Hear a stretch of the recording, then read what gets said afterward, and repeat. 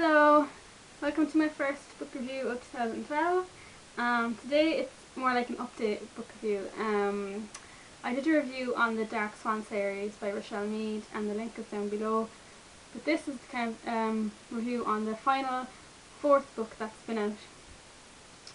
It was released on the 27th of December and I just thought I'd do a review on it. So yeah, it's the final book. I was kind of surprised that she's only doing 4 in this series because she did 6 in her Georgina Kensett series, her Succubus series, and she did 6 in her Vampire Academy series, so I did assume she'd do 6 in this one, but I don't know, maybe she just got sick of it. But I mean, like, everything was kind of resolved and there didn't need to be another book.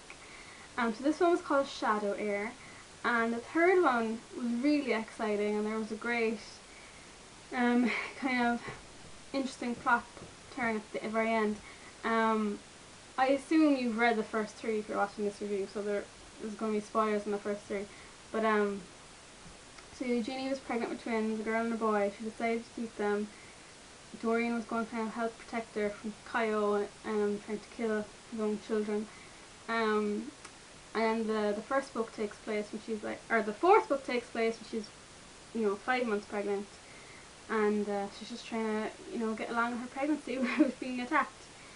But yeah, I thought it was a really, really enjoyable book. I thought it was really exciting. It was so long, and I'm saying that in a good way. Like, so many things happened in it, which I was really pleased about. So like, overall, excellent. But there was such a bittersweet ending. Like, one thing that happened that I did like, and one thing happened that I didn't like. And if it was more like a sweet ending than a bittersweet ending, I would have given it a perfect score. Like, I rate my books out of 3, it's just easier for me. And I would have given this book a 3 if that bitter part wasn't there in the end. But I gave it a 2.5. So I do recommend it. I mean, it's a good ending to the series. But yeah, I hope you read it and you check it out. Like, I'm not going to say too much about it, I don't want to spoil it. Yeah, so that's my spoiler-free review. Not much in there, but recommend it. But now I'm going to do a spoiler review, so if you don't want to know what happens in the book, I really suggest you switch off because there'll be spoiled a lot.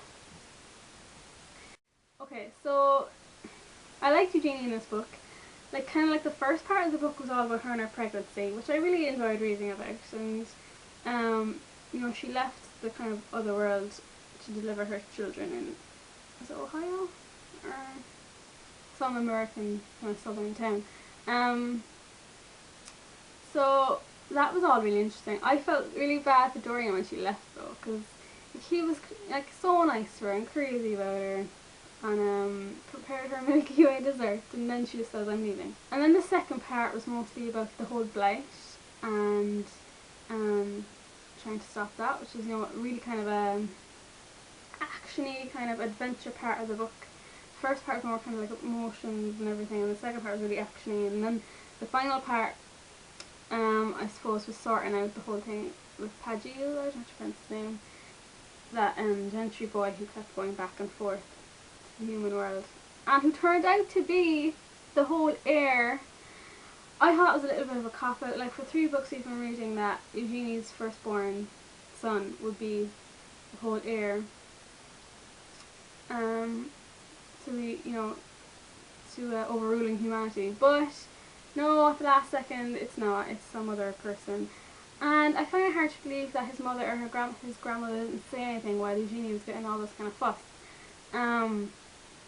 Yeah, I kind of wish they left it the way it was. But I suppose, it was a good twist in there too. And, you didn't have to worry so much about her son getting attacked. Another twist was that Dorian was the father of her children. I didn't guess that. I didn't know about that whole fertility thing. So that was a nice kind of surprise. So then, for about a chapter, I was happy. Because from the time she found out from Kyle that Dorian was the father, to the time where she went to visit her kids, I was really happy in anticipation of what was going to happen. She'd bring her kids to Dorian, she'd tell Dorian they were his, he'd be ecstatic, and they'd live happily ever after. That was the ending I wanted. But we only got half of that. We got the part where she went back and her and Dorian were together, and they were so cute and nice, and I was happy with that because I always wanted them to be together. But part of the devastating sacrifice regarding her children, I did not like that. You know, when she was visiting them and she was like, they'll probably be safe where I'm going, but they'll definitely be safe here. And I was like, alright, she needs to go through this whole rigmarole, that's fine. And then what's his name, Evan, was like, you can come visit them. I was like, why would she want to go visit her children? She's taking them with her. But no, she didn't. And the worst thing was, she didn't even plan to tell Dorian. She might tell him when they're in their teens. Which I was like, oh my god, this is awful. So now we just have to guess, like, after finishing the book, like, will she ever tell him? When will she tell him? How will he react? Will the kids ever go live with her? Oh, it was just, I did not like that part of the ending, and that's the reason I didn't give it like a perfect score. If she brought the kids with her to Dorian, that would have been, oh my god, the best book ever. But no, the author had to give in that little bit of a depressing, realistic ending, which I didn't like. For once, I would have loved this happily ever after ending. So yeah, it was really sad. She didn't get to be with her kids, little Isaac and Ivy, and the author really got across like Eugenia's love and devotion for these kids. Like, you could really, the way she wrote it, you could really kind of understand it, and it wasn't just an immediate kind of like, I don't really feel anything. Oh, I love them, you know. It was well written, I thought. But yeah, poor Dorian now won't know his children, and oh, I'd love if there was like an alternate ending. Would it be amazing if she wrote an alternate ending? But I don't know if she would. Like, they would have been fine. There's 3 castles between them, and 3 like armies. They could have protected them. I just wish she brought them with her and Dorian got to see them. We just have to imagine it in our heads now.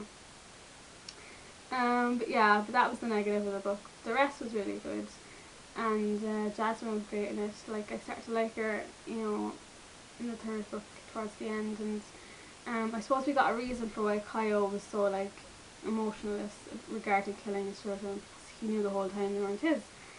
Only Dorian knew. Anyway, so like, it was perfectly paced, the book, and you got really exciting kind of, not just kind of climax at the end, but like throughout there was all exciting parts, and yeah, I really enjoyed it, except for that little negative. But yeah, I recommend it, and if you have read it, let me know what you think. I saw the series was finished, and yeah, so Richelle Mead, she's finished her Succubus series, she's finished her Dark Swan series, she's finished her Vampire Academy series, and I'm not really mad with the Bloodlines one either, because I liked Rose. I don't really want to read with the other characters. But yeah, I wonder what else she's going to do now, because usually she's like 3 series on the go. But anyway, thank you very much for watching the review today, and happy reading.